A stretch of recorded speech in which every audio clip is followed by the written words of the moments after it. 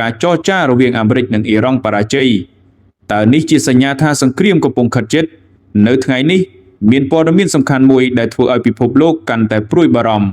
បន្ទាប់ពីការចរចារវាងអាមេរិកនិងអ៊ីរ៉ង់មិនទទួលបានលទ្ធផលវិជ្ជមានតាមប្រភពព័ត៌មានអន្តរជាតិប្រធានាធិបតី Donald Trump បានបដិសេធសំណើថ្មីពីអ៊ីរ៉ង់ដែលមានគោលបំណងបន្ថយភាពតានតឹងនិងបើកផ្លូវសម្រាប់ការចរចាថ្មីភាគីអាមេរិកបានបញ្យល់ថាលក្ខខណ្ឌដែលអ៊ីរ៉ង់ដាក់មកមិនអាចទទួលយកបានហើយមិនធានាថានឹងបញ្ឈប់សកម្មភាពដែលអាមេរិកចាត់ទុកថាជាសំណើនេះត្រូវបានគេចាត់ទុកថាជាការប៉ុនប៉ងចុងក្រោយមួយក្នុងការកាត់បន្ថយភាពតានតឹងប៉ុន្តែការបដិសេធពីភាគីអាមេរិកបានធ្វើឲ្យការចរចាត្រូវជាប់គាំងវិញអ្នកវិភាគនិយាយថាការបរាជ័យនៃការចរចានេះអាចមានផលប៉ះពាល់ធំដោយសារតែវាបង្ហាញថាភាគីទាំងពីរមិនទាន់អាចរកចំណុចសម្របសម្រួលបាននៅពេលដែលការចរចាមិនដំណើរការជំរើសផ្សេងដូចជាការបង្កើនសម្ពាធឬសកម្មភាពយោធាអាចក្លាយជាជំរើសដែលត្រូវពិចារណា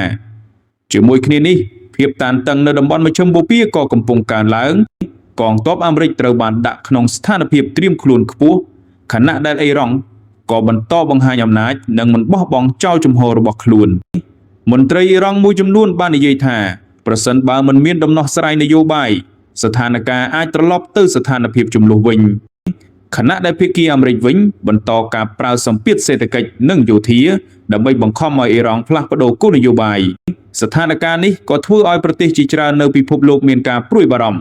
ព្រោះបើមានសង្គ្រាមពិតវាអាចប៉ះពាល់ដល់តម្លៃប្រេងសេដ្ឋកិច្ចពិភពលោកនិងសុវត្ថិភាពតំបន់ទាំងមូលសង្ខេបវិញការចរចារវាងអាមេរិកនិងអ៊ីរ៉ង់កំពុងជាប់គាំងហើយហានិភ័យនៃសង្គ្រាមកំពុងកើនឡើងតើអ្នកគិតថាភាគីទាំងពីរនឹងត្រឡប់ទៅចរចាវិញឬនឹងឈានទៅជម្លោះធំសូមបញ្ចេញមតិយោបល់របស់អ្នក